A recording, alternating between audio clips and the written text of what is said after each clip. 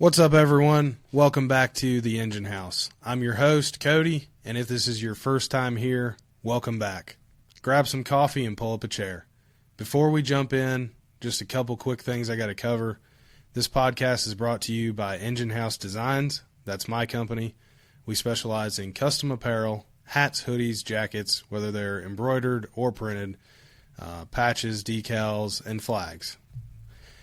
We can also help you solve your ordering problems by hosting a custom online store for your department. We do all this to help ignite the pride in firemen across the nation. Check us out at enginehousedesigns.com or hit us up on Instagram, Facebook, TikTok, and YouTube. We are at Engine House Designs on pretty much all of those platforms. Also, real quick, I need to mention, if you haven't heard, we're running our 2025 Christmas giveaway right now. We're giving away a lot of good products from Jump Seat Designs, Capital City Industries, Stash Salt, and my company as well. So if you want in, it's easy. Just click the link in the description, and you should see the entry form. Also, if you'd like to be a guest on the show, or maybe you'd like to see a certain person on as a guest on the show, or maybe you just have some questions or ideas for me, you can reach out by emailing enginehousepodcast@gmail.com. Do me a favor, hit that subscribe button wherever you're listening. It helps me know that you're listening, that you like the show. It'll keep this thing going, and it also lets you know the second that I drop a new episode. So now that we got the housekeeping out of the way, let's get into it. I have back with me a previous guest from the first episode, Lieutenant Eli VanAutreve, for those of you that maybe haven't heard the first episode. But the reason I brought him back is because as soon as we stopped recording, we pretty much started talking about other things, and we were like, we should have said this, you know. So we'll kick off just in case there's listeners that haven't heard the show before, we'll kick off with the first segment called The Size Up. And Eli, you've got some experience in this now. The point behind this is the first thing you do when someone walks into your firehouse is you size them up. So you always ask them their name, how long they've been on, and where they're assigned. So I need you to answer those three questions for me, and then anything else you want to add for the audience, the floor is yours. All right, man. Well, thanks for having me back. We're doing round two here, but so Eli VanAutreve, lieutenant at Princeton Fire Department. 13 years on total, 11 years full-time with Princeton. Got promoted 2 years ago, so I've been a lieutenant for 2 years. And we're on track to have our busiest year this year at Princeton, and we'll be anywhere between 2,400 calls. So yeah, it's been good, man. Awesome, man. Well, welcome back. I'm glad things are going well. One of the main things that we talked about after we ended the first episode was this program called Fire Buddies. And it's something that you're involved with. It's something that I could tell you are very passionate about. And I knew right away that I wanted to share this with everybody. So I don't know much about it. So fill me and everybody else in on what Fire Buddies is. Yeah, so it's a non-for-profit. It's called Project Fire Buddies, and what it is basically helping sick kids. So each department can become their own chapter within the Project Fire Buddies organization, and if within your response district you get a sick kid, someone that's terminally ill or has an illness that affects their everyday life in a negative way, we can point them to Project Fire Buddy organization. They go online, fill out a form, and hopefully can get some help with their everyday life and, bring a little bit of joy to them. So you becoming a chapter and departments becoming a chapter in this kind of unlocks all of that. And they don't mess around. Like when you get a kid within your district, um, Project Fire Buddies is backing you the whole way, and they go all out.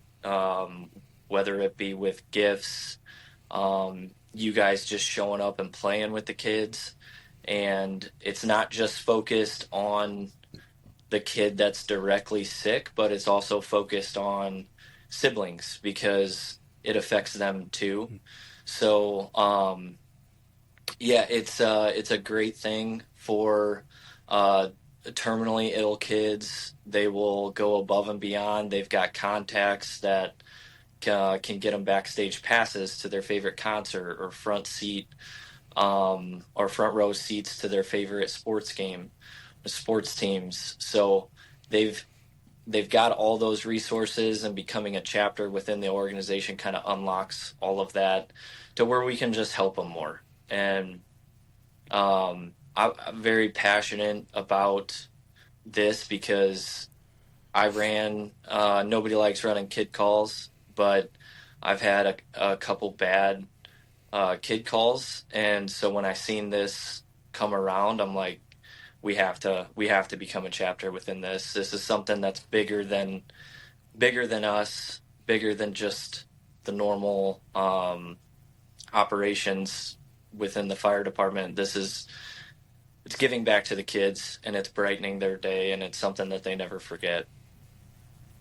Dude, that's awesome. That's really providing a service beyond just your job. Yep. That's really cool. I'm excited to hear that y'all are doing that. How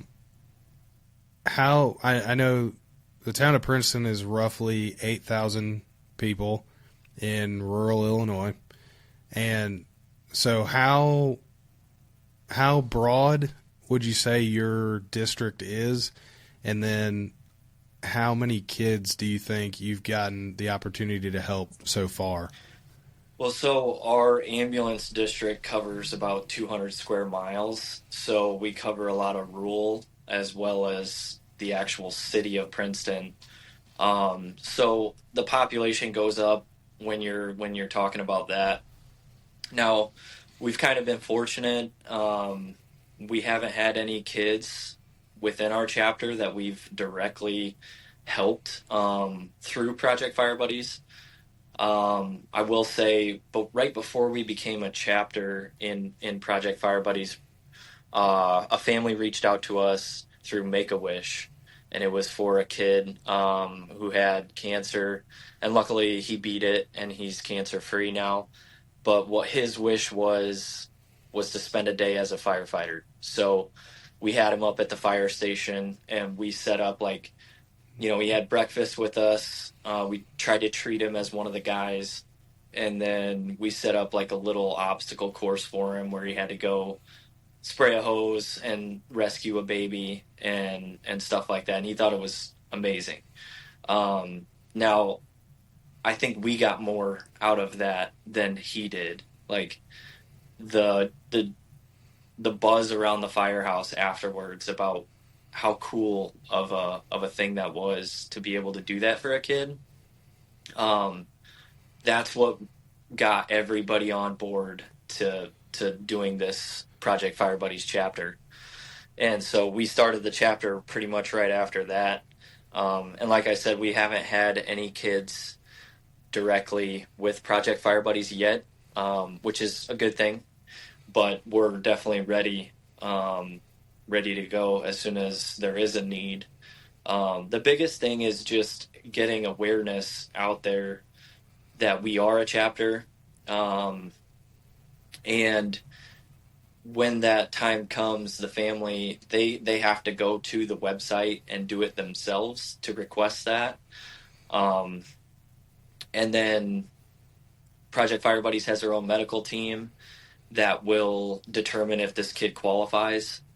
And if that's the case, if they qualify, great, then they're passed off to us at the chapter level.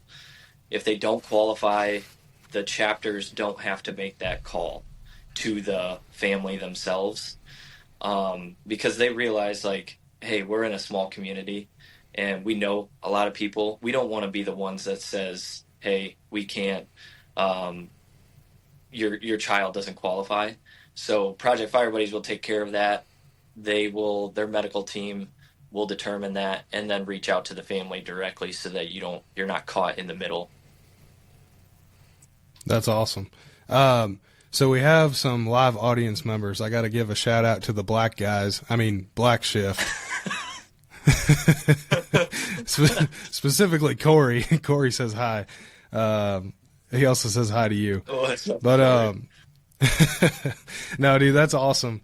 So I guess when you said you treated him like a fireman, I mean, like you took it easy on him. You didn't. Yeah, we didn't like really. one of the guys. We didn't really treat him as a fireman. I don't think he'd ever want to come back to the firehouse if we did that. But so one of my questions is, you know, that one, he chose to be a firefighter for the day. So that's a pretty easy, pretty attainable thing to do. Bring him up to the firehouse, show him around, do all the things that you mentioned. What if they said, I want to go to a Cubs game? How do y'all facilitate that as far as, you know, who's going to hang out with this kid for the day? Who's going to take him to the Cubs game? How's that work? yeah, so the chapters would put in a request. It kind of just goes up the chain within the organization, and then ideally the chapters would be present for that, or it may just be their family. But then the Fire Buddies organization will pull the strings behind the curtains and make sure that happens. For the terminally ill kids, that's when we start kind of going to that level. Like, we're trying to make their last days on this earth the best as possible. And so that's when they really pull those strings and try to get them everything that they wanted. You know, there's been situations where, like, the kid wants his room made over into something cool, and the chapter will go over there. Project Fire Buddies will supply the funds to do that, and then the chapter itself will go over and donate their time and build that room the way that the kid wants it. So it's just situations, you know, it's just depending on, we're just there as a support system and whatever that kid wants, you know. And Fire Buddies really facilitates the rest of that. Yeah, we try not to come in too hard. We want the family and the kid to kind of lead us in the direction of what does that kid really want? You know, what's going to make a difference in that kid's life? So, and it's different for every kid. One kid may be a concert, the other kid may be a room makeover. So, or another kid may just be, hey, I want to have a water gun fight with the fire department. So, you know, we can bring an engine by and do that. So it's just trying to make their life better with what they're going through and bring a little bit of happiness, you know. Absolutely. That's awesome. Well, just tell everybody again how they can start a chapter and get involved with Fire Buddies. Yeah, you can go on to projectfirebuddies.com and you can fill out a chapter request form. From then, you'll be pointed in the right direction of who to talk to, and you'll get the full rundown on the history of Project Fire Buddies. Right now, there's over 120 chapters. It's across 10 states. It did start in Illinois, in the suburbs of Chicago, and now it's gone over into 10 plus states. So it's becoming, it's gaining a lot of traction, and it's an amazing thing that we can give back to the kids and the community a little bit. So yeah, you go online, fill out chapter request form, and then we take it from there. And it's pretty simple. There's some requirements that you have to meet as a chapter. They're very minimal. They're very attainable. It doesn't add a whole lot to your workload. So it's a great thing. Awesome. Well, if you're listening to this and you want to get involved, go check that out. I'll put the link in the description so that you can start your chapter and start helping these kids out in your community. So the other thing that we talked about once we got off the last recording, we started talking about tactics. And it's something that you and I talk about from time to time anyways. But the next couple of days following that, I actually came across an article on fire engineering, and it's titled Understanding the Tenable Space and a Foundation for Focused Aggression. So I sent it to you because I thought it was interesting, and I figured it would be kind of cool to talk about on this episode. Yeah. So the first thing is, the main point is this focused aggression and understanding the tenable space. What is the tenable space? Understanding fire behavior and building construction, and how all of those tie together in order to not just be aggressive, but focus our aggression and our aggressive tactics so that we can be the most effective that we can be, and try to have the best outcome. And we also keep ourselves safe while still being aggressive. Yep. So the first thing it says is aggressive tactics, especially when coupled with inexperience, can lead to dangerous situations. The goal of the article is to bridge the gap and cultivate focused aggression in firefighters. This refers to the firefighters who have a solid understanding of fire behavior, building construction, and allowing them to make informed and aggressive tactical decisions that prioritize both effectiveness and safety on the fireground. They start by giving their definition of the tenable space, which is essentially where we can still go, rooms that haven't been completely flashed over, parts of the building that haven't collapsed, anywhere that we can effectively operate and carry out our tactics. So they say that understanding, how fire behaves and having a solid knowledge of building construction, and particularly how those two work together, we can combine that knowledge with on-the-job experience, and that will allow us to focus our aggression on, this is where we're going to search, this is where we're going to attack the fire, this is where we're going to cut the hole, so on and so forth. And one of their main points in this article is actually unprotected search, which is without a hose line. So what are some ways that maybe you have progressed throughout your career to where you can form a solid foundation of knowledge on fire behavior, building construction, and how do you think that your on-the-job experiences tie in with this and help you be an effective officer on the fireground?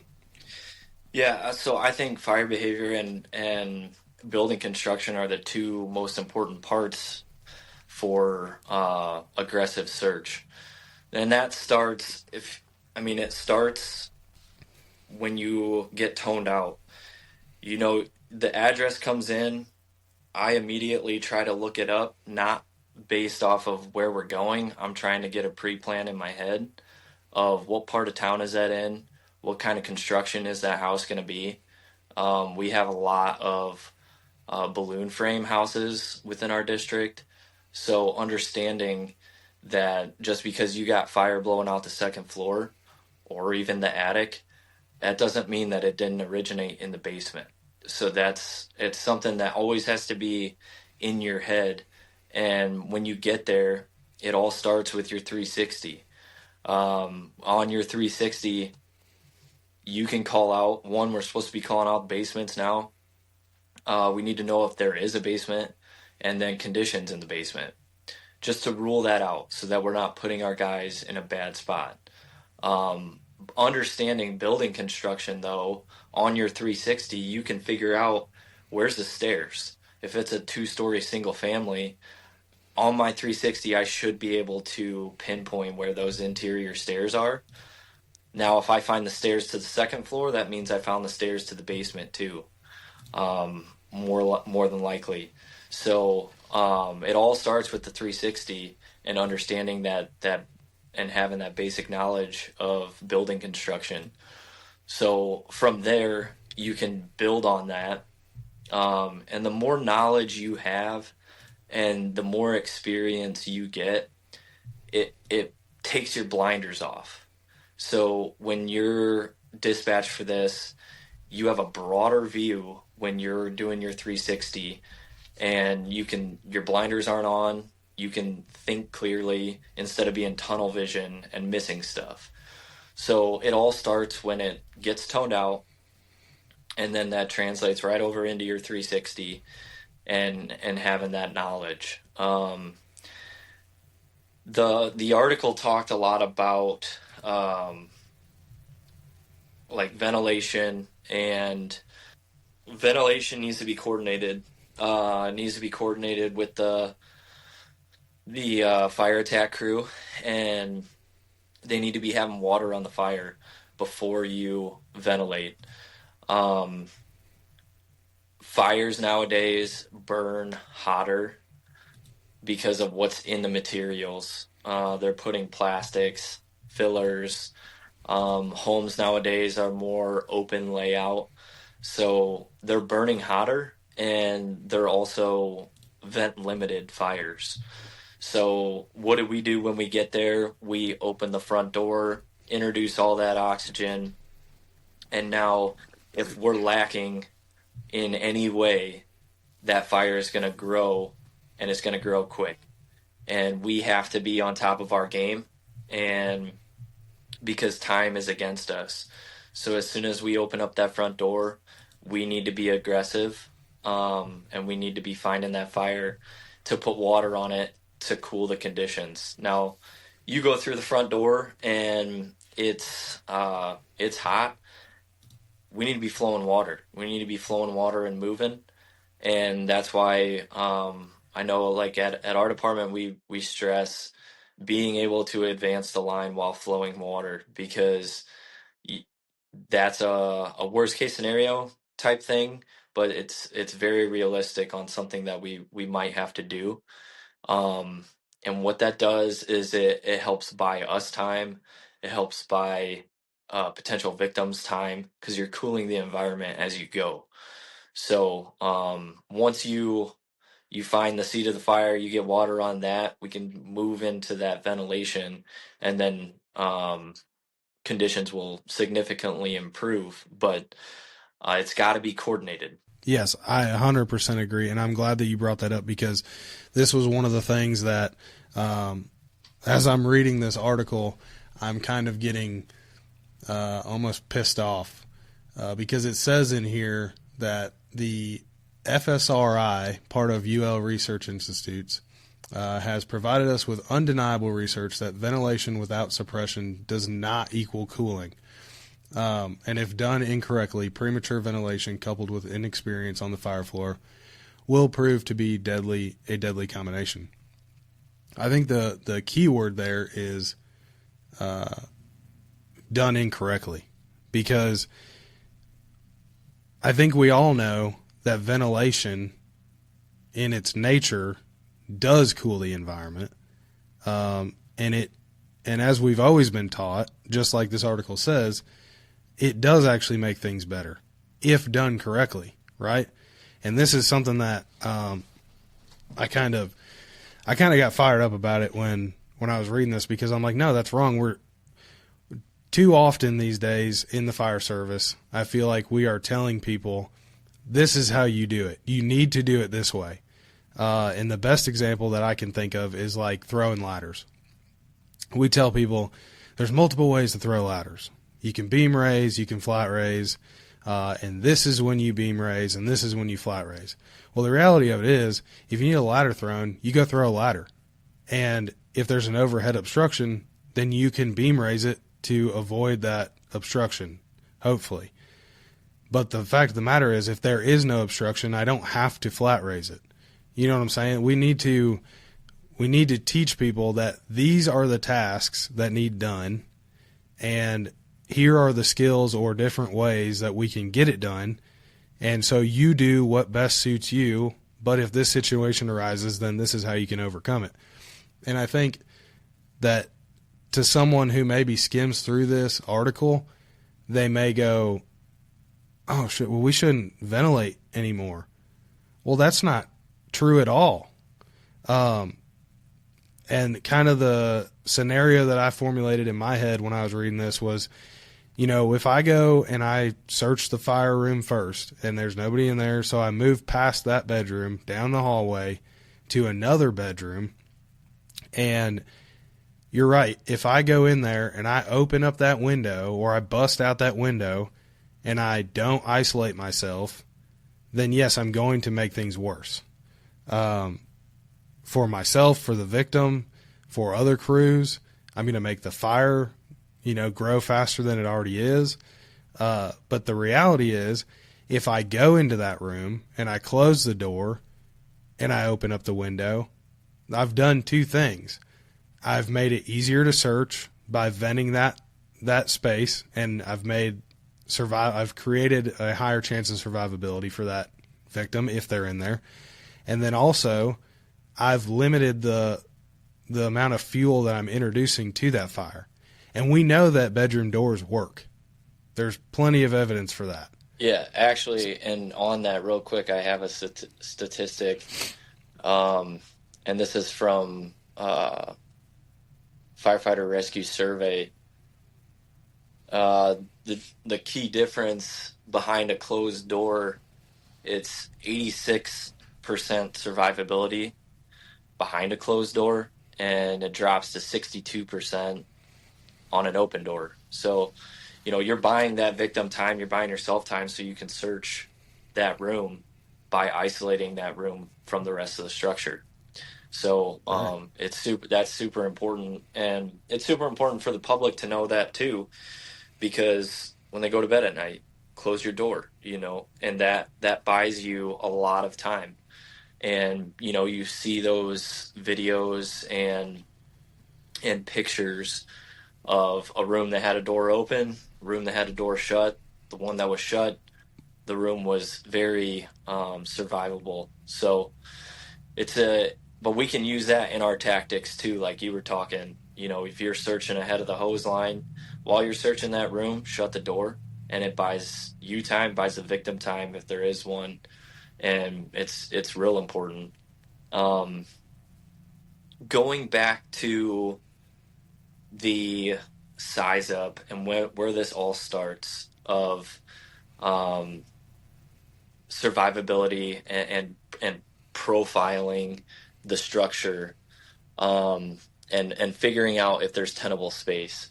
The biggest way, we need to be in that space. We need to be occupying that space, and then determining if there is livable space in there. Okay, when we go and we pull up and there is heavy fire blowing out from this structure, and we write it off right away and say, no, nobody's living through that in there. But you don't know that until you get in there. There are parts of that structure that could be tenable, that there could be a victim in there. And until we get in there, we can't prove otherwise. So what I try to do to keep my guys on their A game is on that size up. I don't say, and I won't say, fully involved. If we got heavy fire, we got heavy fire. That's how I'm going to term it, is heavy fire and not fully involved. Because what happens when we say fully involved? Guys almost, all right, we take a deep breath and they're like, all right, we're just doing defensive ops. This is surround and drown operation. Well, no. Yep. If I say heavy fire, that means, yeah, we may do a transitional attack. We may hit it real quick with the deck gun and go in, but it keeps our guard up. You know, it's no different than you arrive on scene and the homeowner meets you and says that everybody's out. Okay, keep that to yourself. If they come up to you as the officer, or they come up to one of you guys on the line, like, keep that to yourself, because when we get on the radio and say, hey, everybody's out, what does that do? You put your guard down. So I want the guard up until we prove that there's nobody in there. And just because someone says that everybody's out, we don't know that everybody's out until we are in there searching. So, Right. What if somebody went back in? yeah, yeah. They might not know that they went back in. Exactly. So those are just little things that I try to keep in the back of my mind of how can I keep my guys sharp? How can myself stay sharp on the in the midst of the chaos? And I think those are just little tips and tricks that we can do to make sure that we're keeping our guard up until we prove otherwise. Right. No, that's good. And like you said, you have to maintain that awareness that just because someone says that everyone's out doesn't mean that they are. And you're right that becomes less of a priority when you get on there and you say fully involved or, light smoke, those little like keywords that trigger our brain to almost shift to a different gear where, oh, this isn't that big of a deal. Yep. And you know what? Most of the time it probably isn't. Over time, as you gain experience, you kind of understand, trigger words and you pick up on patterns. That's what we do as humans, right?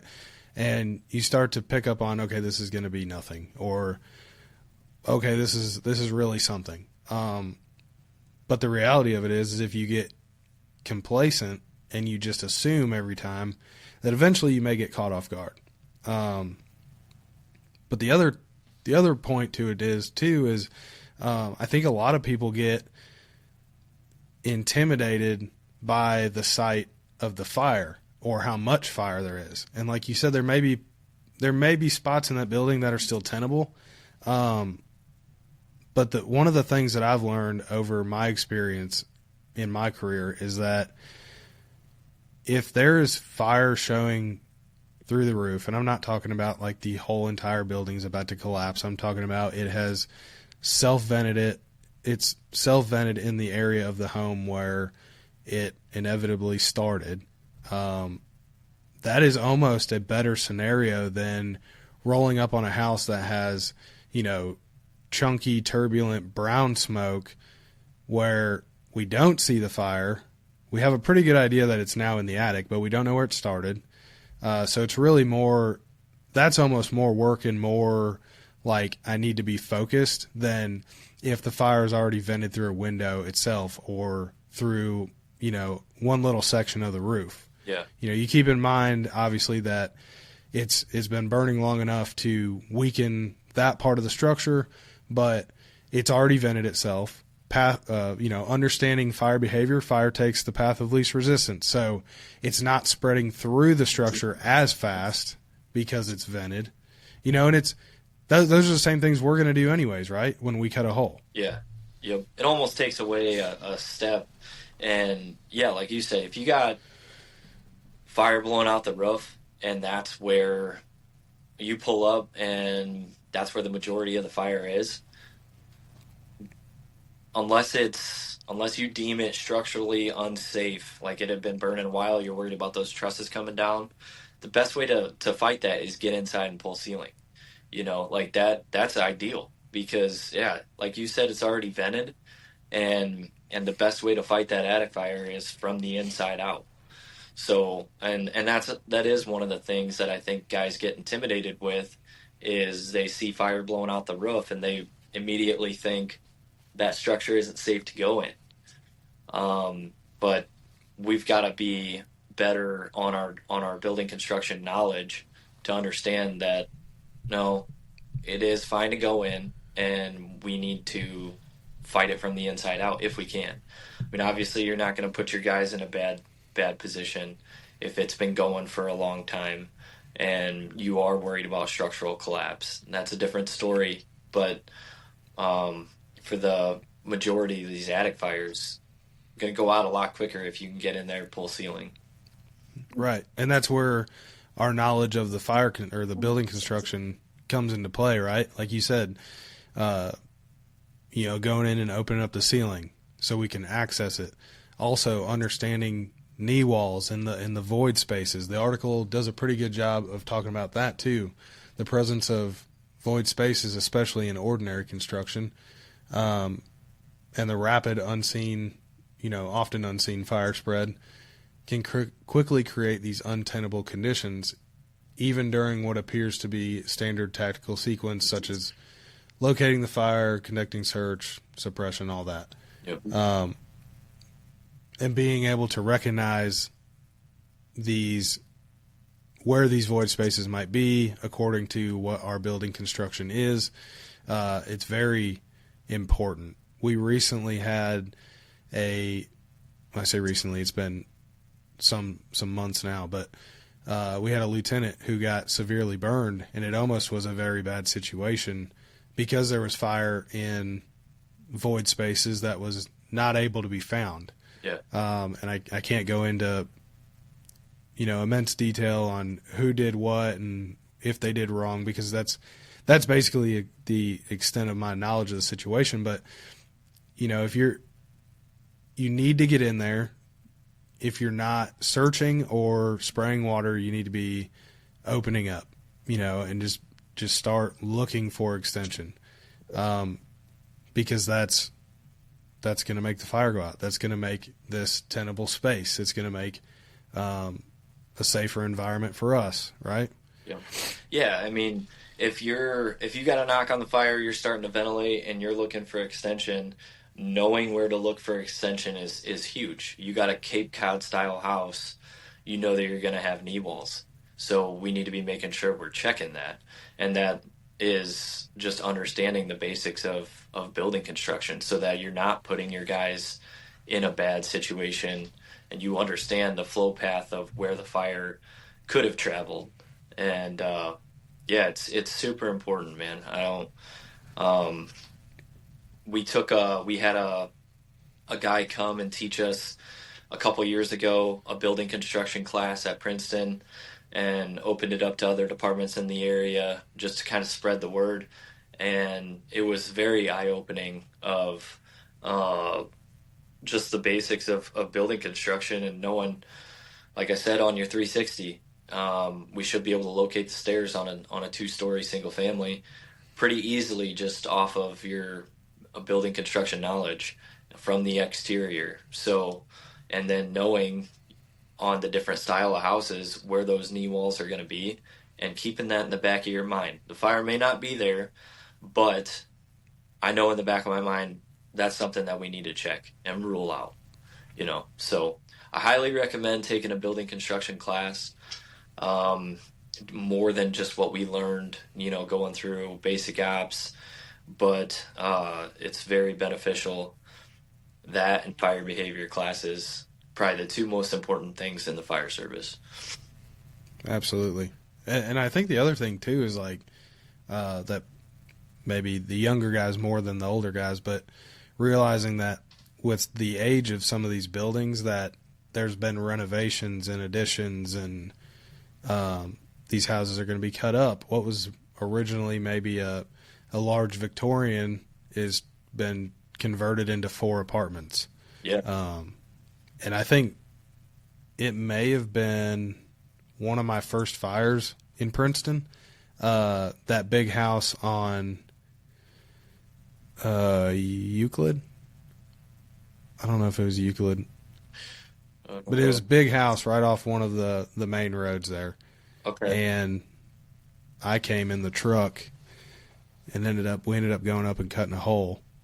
But it was that way. It was a big house, and it had been converted into apartments. And I know where you're talking. Yeah. Yeah. Yep. Right there by Main Street. Yeah. Yep. So, it was that way. You had to know that I'm not going to be able to search this entire house by going in one single door. Mm-hmm. And there were a ton of void spaces too, and that's why it took longer than it should have to put out, because we had to chase it around, Yeah, we had a fire last summer outside of town, and it was the same thing. There was additions. The attic was real chopped up too when they put additions on, and man, we were there. for a long time chasing that. Biggest thing on that one was where we needed to be to get attic access. The floor had collapsed on the second floor there, so we couldn't Oh get in. shit. We couldn't get into the room that we needed to be in. So we were trying to make do with what we had. But yeah, it was very difficult because of those additions being added on and the attic space being chopped up, and that's where the fire had spread to the attic, and so we were chasing it for a while there.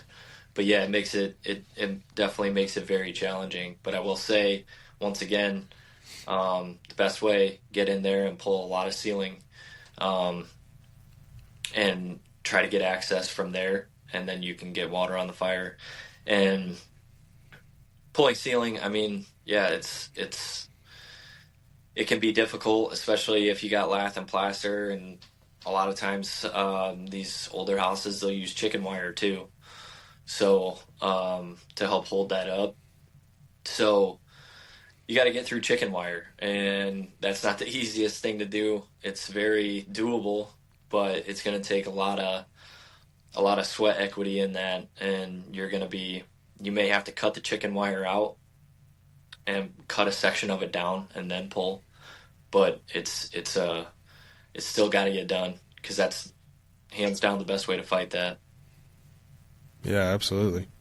Just like we've already said, just opening everything up, finding those void spaces, because we understand, where the fire's at, or we think we understand where it started, where it's going to go, which is crucial to, like I said, mostly this talks about the unprotected search, but it's really crucial in all aspects of our job. If you don't understand fire behavior and building construction, you are not going to be as good as you should be or need to be at this job. Those are your fundamental foundation for being an effective firefighter. Yeah, 100%. Yep. You may be able to skate by, but you're not going to be as good as what you should be. Right. Well, and when it comes down to making a decision, you may not be the boss, but when it comes down to you've got to make a decision, you're not going to be able to do it. You're not going to be able to make the right decision unless you get lucky. Yeah. But also, like our truck splits, 2 guys inside, 2 guys outside.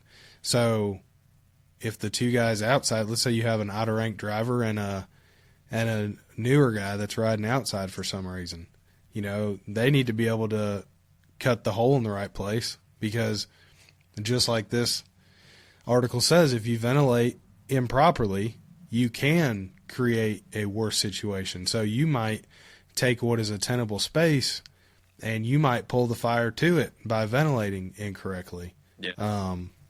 And that goes for cutting that hole too. If you cut the hole in the wrong spot, you're going to pull that fire over there. Yep. Just, via flow path and whatnot. So. Yeah. And I think another good thing to touch on too with this article and just in general is how time is against us nowadays in the fire service. 100% time is against us, and we need to buy back that time. And it all starts from when the tones drop, running to the engine, being able to gear up fast, masking up quick. Like, you have the debate on masking up with your gloves on or off, and to save time. If you can do it under 15 seconds either way, I don't care which way you do it. But we need to be shooting for 15 seconds or less of masking up. That's a way that we can buy back time, right? So fast hose deployments, that's another way we can buy back time. These fires are spreading very fast, and we have to do what we can and where we can to save that time. Another big topic that we have changed is our drags on victims. So we're doing down and dirty drags. We're doing the leg drag, If it's bad conditions where we have to be down too, we're doing low profile leg drag. We're trying to keep that victim's head as low as possible to the ground instead of doing, like the combat style drag where you are getting up underneath their arms and sitting them up, standing them up, and dragging them out that way. You're putting their airway in all of the hot gases and the smoke rather than a dirty leg drag. We're keeping their airway as low as possible, giving them the most survivability that we can. And it also creates grab points too. So if you lock in correctly, you should be getting grab points. Doesn't matter if they're wearing clothes or not. You got your grab points, and you should be able to drag them out, no problem. So you're not messing with webbing. You're not taking any extra time to do anything. You're grabbing and going, and you're keeping their airway as low as possible too. So that's one thing that we really have been trying to implement, and we teach the academy kids the same thing now. Of data shows that this is the best way to get the victim out. The highest chance of survivability is keeping their airway low, and Sure. even just a foot off the ground, major difference. So if we can keep their airway as low as possible, that's huge. Yeah. Well, and too, the other thing that I thought about when I was reading this, going back to the ventilation thing, if I go into that bedroom that I was talking about and I find a victim, am I going to take this person through this house that's full of smoke, or am I going to go through the window? Am I going to pass up that room that was full of fire, which has inevitably grown now because I've spent 2 more minutes in this other room, and we know because of science that fire grows over time, if not, if they don't start suppression. So am I going to pass up a fire that's grown, 1.5, 2 times? Am I going to drag them through a house that's, smoke to the floor? It doesn't matter if I'm doing the dirty drag or if I'm doing the combat style drag. I'm still exposing them to that environment that much longer.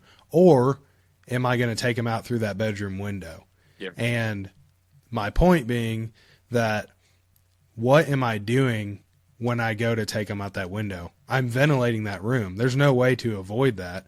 When I open that room or that window up, that room is going to have a different pressure than the outside because of the heat, because of the smoke, and it's going to go one place. It's going to ventilate itself. Yep. So, it's important to close that door, but it's also important to realize that your ventilation through proper execution it's not a bad thing. And that was one thing that I don't know, I just really took that from this article, was like, no, we need to stop telling people, indefinite things, because, to your point about the drags, if I have someone who is, 100 pounds and I'm at their head, why don't I just scoop them up and take them out, versus if I have someone who's 300 pounds, I may try to finagle and grab them by the legs because that's going to be easier, and it's not that you're not worried about creating that survivability, but the best thing for them is to get out of that fucking house. Yeah. And, so yes, I agree. Keep them as low as you can. But if it's 10 seconds faster for me to pull them out of the house by grabbing them under the arms, then that might be the option I pick, because that's ultimately better than, being in that house longer. You know what I'm saying? Yeah. Well, and to your point about bringing them out the window too, that's where it's being comfortable in an uncomfortable situation and taking those blinders off to be able to recognize, like, hey, I got a window right here. Why don't I use that rather than try to drag this victim through past the fire room, through all the toxic gases. And that's super important to be able to take those blinders off and recognize, I got a window right here. This is the best chance for this victim at surviving, and using that. So, Absolutely. yeah. Well, man, anything else you want to add to this about this article? No, I think we pretty much covered it. I think it's just important for everybody to know that um, building construction, fire behavior, two most important things in the fire service to truly understand and to be a better asset on the fire ground. And recommend taking any of the classes above just the basic ops level to fully understand that. And once you do, like I said, those blinders are removed. You can see a bigger picture, and you're going to be a way bigger asset on the fire ground. Absolutely. Wrapping up the discussion of the article, the way that the article wraps up, it says, fire spread will not cease until suppression has occurred. That's important to note. Controlling the flow path will slow down the rapid fire progression by fire room isolation to the common hallway/area via door control, which we discussed. And it makes note, which I did like, that when the hand line is available, remembering that water needs to get on the fire as fast as possible. That is the best case scenario, right? That is what's going to make this better. The problem is the fire, and the only way this is actually going to get better is if we put the fire out. Yep. And by placing that hand line in a location of tactical advantage, then that's going to ultimately create these tenable spaces and allow us to focus our aggression on the task at hand. So everything we've discussed as far as knowing fire behavior, knowing your building construction, how to properly ventilate, all of this stuff, it's all very crucial in that unprotected search like they talk about. It's very crucial in every aspect of firefighting and doing our job. But the main thing to remember is that the water on the fire makes it better. Positioning that hand line in the proper spot will furthermore allow you to be aggressive. So Yep. The knowledge and the foundation, that's great. If you want to amplify or multiply your success rate, you make sure that hand line is in place and that you do coordinate your attack and your tactics. Yep. It's buying time, and that's what we're trying to do. Absolutely, because inevitably this building will collapse on us. Yep. We're trying to buy time. 100%. So just before we wrap up, man, if you just want to just give a quick little thing again about Fire Buddies, just let people know how they can join. You had mentioned to me before about being almost like a rep. If it was something I was interested in, you could be a rep. If you just want to let people know how they can either get a hold of you or sign up, one more time for Fire Buddies, because I really think this is a great idea, and I really think people should get involved with this. Yeah, so I became a territory manager within Project Fire Buddies. So I manage different chapters within my area, and I'll work with the presidents of the different chapters and just make sure everybody's on the same page, that everybody gets what they need, and just keep them updated with everything. But yeah, people can reach out directly to me, whether that be Facebook or we can even put my cell phone number on this too. I really want to grow this as much as we can because it makes a difference in kids' lives. But if you want to become a chapter, you can go on to the website and fill out a chapter request form, and that gets the ball rolling, and then Project Fire Buddies will contact you and kind of point you in the right direction, give you a history and all the requirements and stuff. and get the ball rolling. So awesome. Very cool. So just a couple more things wrapping up. I want to thank you again for getting back on the show. It's always a pleasure talking to you. But before we do close up, I just need to ask everybody a favor. If you enjoyed the episode, hit the subscribe button wherever you're listening. Again, that helps me keep this thing going. It lets me know that you're enjoying. My dog is totally whining in the background. I don't know if you can hear it. Yeah, I can hear it.